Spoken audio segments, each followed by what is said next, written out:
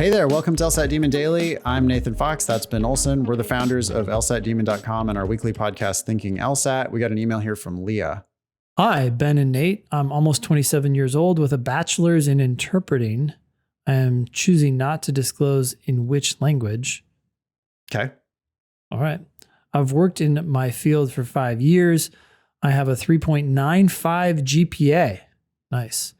And no clue where to start when it comes to the LSAT or even if I should go to law school. I want to study law because I am, first of all, crazy. Okay. Semicolon. Second, I am a voracious reader and writer. Voracious? Voracious? What did I say? Voracious. Oh, voracious. Sorry. Third, I'm just a nightmare ready to fuck up some labor law or public defense work, but most likely labor law. I'm not sure what you mean by that, but okay. Above everything, I want a full ride to Michigan. You're not even sure whether you want to go to law school, but you seem to be very motivated by the prestige of a particular school. Yeah. Mm-hmm. My question is this possible if my bachelor's is from an easy A university? I know I worked my ass off in school. I know learning a new language and interpreting skills was hard as shit because I killed myself to do it. I chose my college because of its rare and reputable interpreting program, but now I'm concerned the rest of the college's reputation will hurt me. Love listening to the pod. You guys are great. Who cares about this college's reputation? Yeah, it's not going to hurt. It's not going to hurt you. You have a 3.95 GPA. Dean Z, we've talked about Dean Z on the Thinking LSAT podcast and probably on this podcast as well.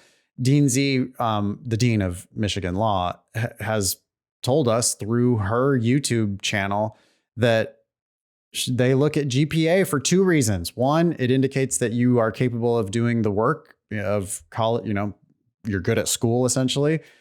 Two, it helps them in the rankings.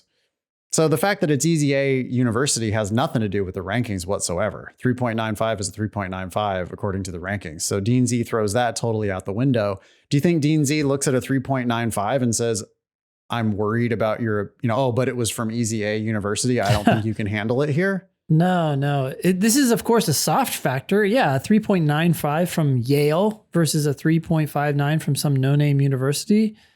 Right. Makes a soft factor difference, but not anything that they fundamentally care about. You got to focus on the hard factors, which is GPA and LSAT.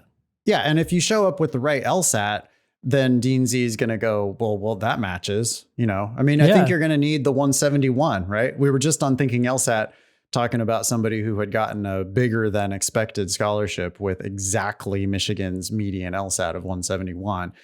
If you show up with a 171 or higher, Leah, and that 3.95, I don't think Easy A University is going to hurt you at all. And who knows? Weird shit can happen. People sometimes get denied at, better schools, or sometimes some offers are going to be more than you expected. Some offers are going to be less than you expected, but get the very best LSAT you can and shoot your shot. Yeah. I would say the LSAT's going to be great for you because if you don't do well on the LSAT, then that's an indication that you shouldn't go to law school, right? And that's true for everybody, but you're not even sure whether you want to go to law school. Well, at the very least, crush the LSAT. If you don't crush the LSAT well enough to get into Michigan, you should forget this journey. Also consider the book, Don't Go to Law School Unless. You might benefit a lot from that. Yeah. Let's see how crazy you actually are by grinding it out on the LSAT. Yep. I love the interpreting stuff. That sounds like a really interesting personal statement to me. Sure. You could talk about your college and that program. You could pump up that program since that is what you studied and you work in that field. So you can come at it as like, I'm a professional interpreter. I went to this school. I got really great grades. I kick ass at what I do. Now I'm going to come in and do labor law. My language skills match perfectly.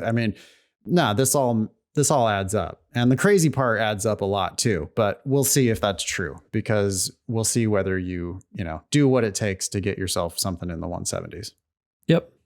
Thanks for writing. Email daily@lsatdemon.com if you'd like to ask us a question or share some LSAT or law school admissions news. Thanks for listening.